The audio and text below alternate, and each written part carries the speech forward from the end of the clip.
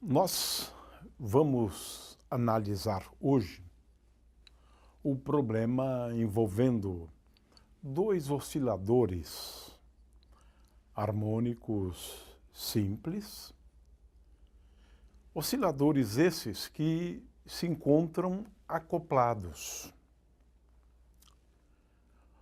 O que significa acoplamento? Do ponto de vista físico, dois osciladores se dizem acoplados quando o movimento de um está vinculado, acoplado, ao movimento do outro oscilador. Ou seja, a força, por exemplo, sobre um oscilador depende da posição do outro oscilador.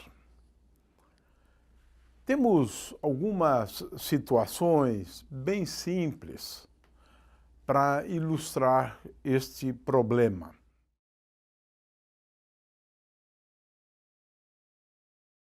Para este experimento de oscilação forçada e ressonância, usaremos um suporte móvel com dois pêndulos de comprimento diferentes acoplados a um motor, fios de ligação e uma fonte de tensão ajustável. Começaremos ligando os terminais de uma fonte de tensão ajustável ao motor com eixo excêntrico. Assim, aplicaremos uma força ao sistema, fazendo com que os pêndulos oscilem.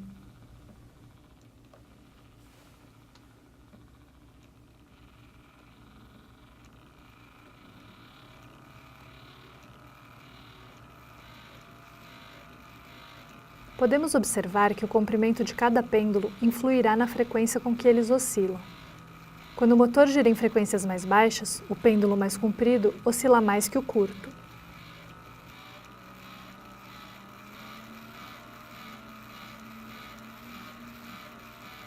Porém, aumentando-se gradualmente a rotação do motor, o pêndulo mais curto oscilará com maior amplitude. Essa amplitude é atingida quando a frequência do oscilador forçado coincide com a frequência natural de vibração do pêndulo, havendo máxima transferência de energia.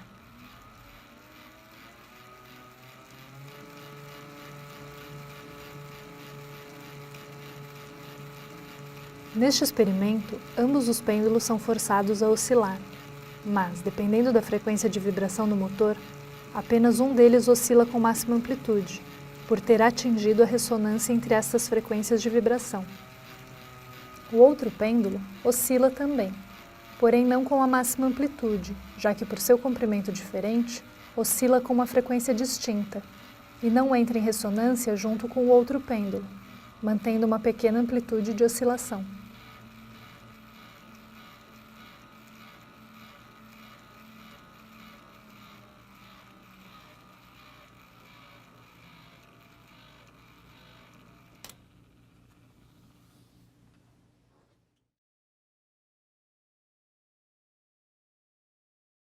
Nesta demonstração usaremos um pedestal com um sistema massa-mola, feito com uma mola helicoidal de aço e uma massa com ajuste no momento de inércia.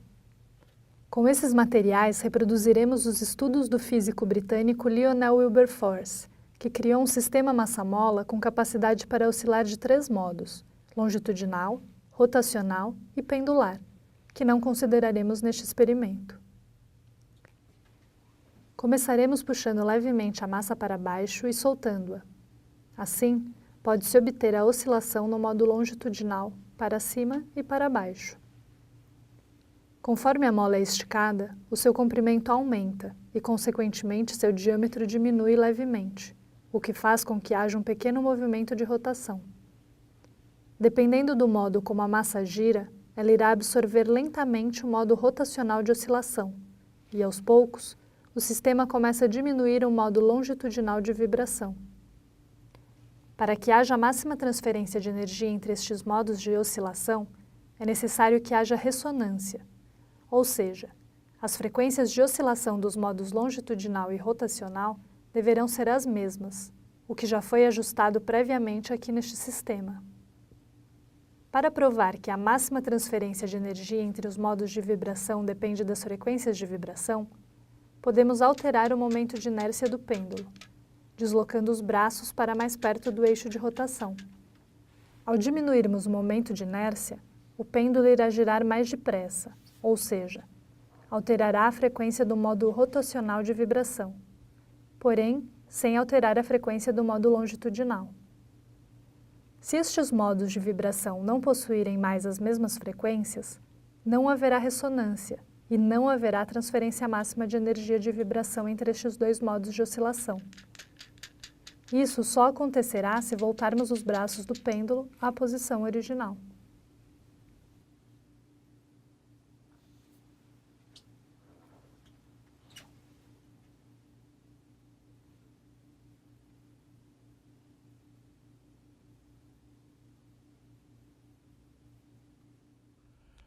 Esse aqui é um exemplo bastante famoso, conhecido como pêndulo duplo. Isso mesmo, 2 pêndulos.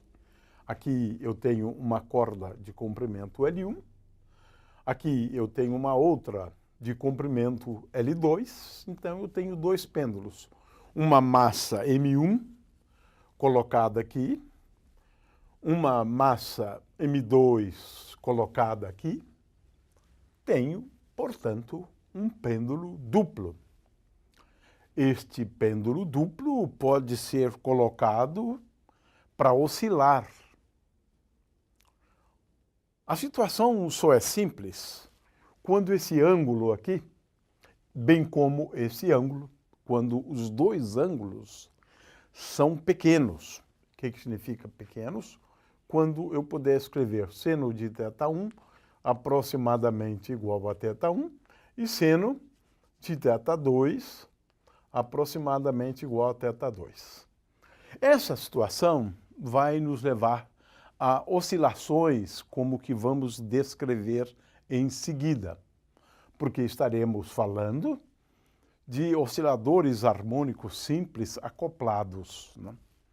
Mas veja-se que o movimento desta primeira partícula depende do movimento desta segunda partícula, de forma que o ângulo θ1 não é independente de θ2.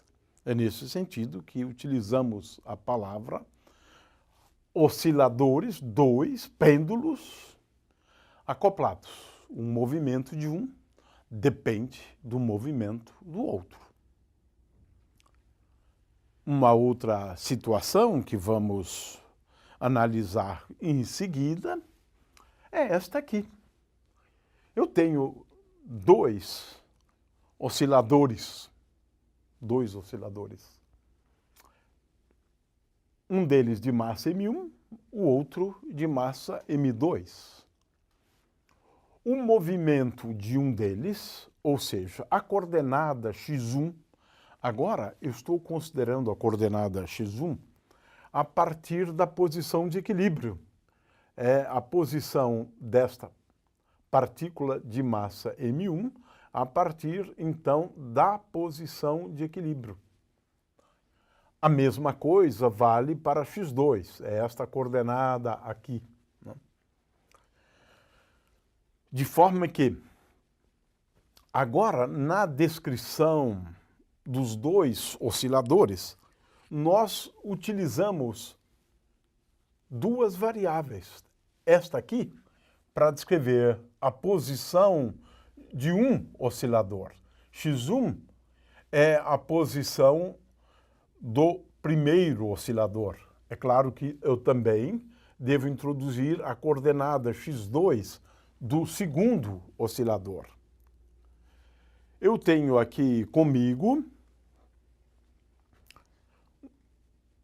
um outro exemplo de osciladores acoplados.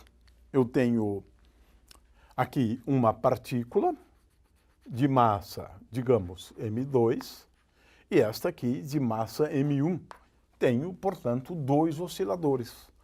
E nós estamos interessados em saber a posição de um deles como função do tempo, bem como a posição do outro em função do tempo. Ou seja, o nosso interesse é o de determinar como x1 depende do tempo, como x2 depende do tempo. E esse é o problema que se coloca quando estamos falando de dois osciladores acoplados, uma vez que nós estamos sempre considerando, né, uma situação tal que, num primeiro momento, o movimento de um depende do movimento do outro. E como é que nós podemos resolver este problema? Porque o que nós temos, de fato, um grande interesse é o de determinarmos a posição dos dois como função do tempo. É claro que nós devemos, para encontrar a solução, nós devemos resolver equações diferenciais. Que equação diferencial é esta? Muito bem.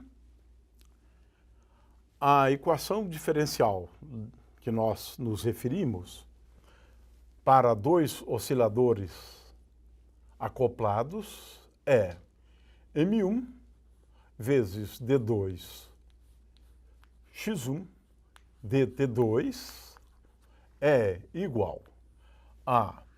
Aqui eu tenho, em primeiro lugar, menos, vamos chamar assim, menos K11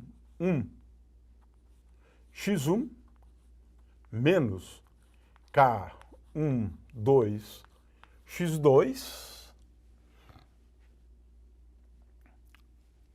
M2 vezes D2 x2 dt2, vamos escrever sob a forma menos K2 x2 menos K2 menos K21 x1 menos K22 x2. Essa aqui é a equação geral envolvendo dois osciladores harmônicos acoplados, né? Essa é a equação geral. Quem são essas constantes aqui? K11, K12, K21, K22. Quem são essas constantes? Bom, depende do problema. Aí é que está. Vamos resolver alguns problemas e hoje mesmo vamos fazer isso num caso específico. Devemos determinar para cada caso estas constantes, generalização das constantes elásticas. Porque se eu não tiver um segundo, nós recaímos no problema já bastante conhecido, né? Ora, o nosso problema é o de determinar, portanto, as soluções dessas equações aqui. Mas eu quero lembrar que estas soluções, x1 de t e x2 de t, dependem das condições iniciais. E é importante que a gente entenda isso. Ou seja, essas soluções dependem de 4 constantes. A saber, que constantes são essas? Essas constantes são as condições iniciais. E é muito importante a gente entender isto. Ora, o que são as condições iniciais? Nós temos 2 condições iniciais.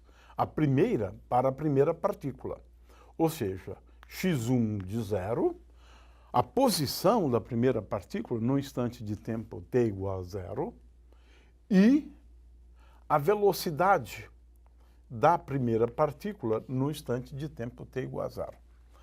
Então, tenho as condições iniciais para uma partícula e as condições iniciais para a segunda partícula.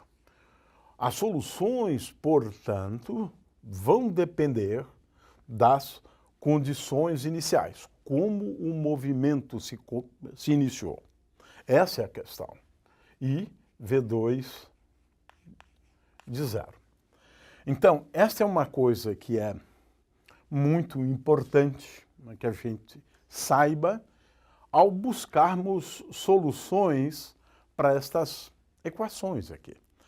No caso, a solução para estas equações, em geral, são relativamente simples para a gente determinar, né? E nós vamos fazer hoje o uso de alguns exemplos, né, de como fazer isto, né? Mas já posso antecipar a ideia, né? Eu posso dividir esta equação por M1, divido esta equação por M2, e agora eu vou buscar soluções para essas equações de tal maneira que certas combinações, a técnica, no fundo, é esta. Existem combinações, vamos depois procurá-las, né? Existem combinações do tipo A1, x1 mais A2, x2. Vamos chamar esta combinação aqui de Q1. E uma outra combinação que poderíamos designar por B1, x1 mais B2, x2. E esta combinação chamamos de Q2. De forma que essas constantes A1, A2, B1 e B2, elas são determinadas a partir da condição de que a equação de movimento, tanto para Q1 quanto Q2, as equações de movimento sejam equações de movimento desacopladas para Q1 e Q2. Eu vou encontrar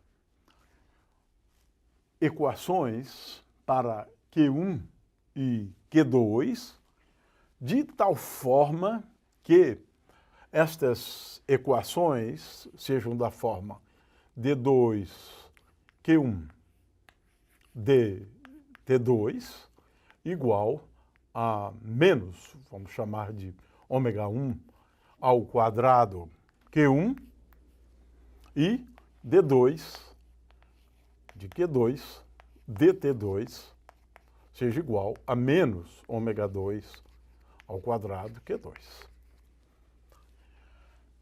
Essas coordenadas que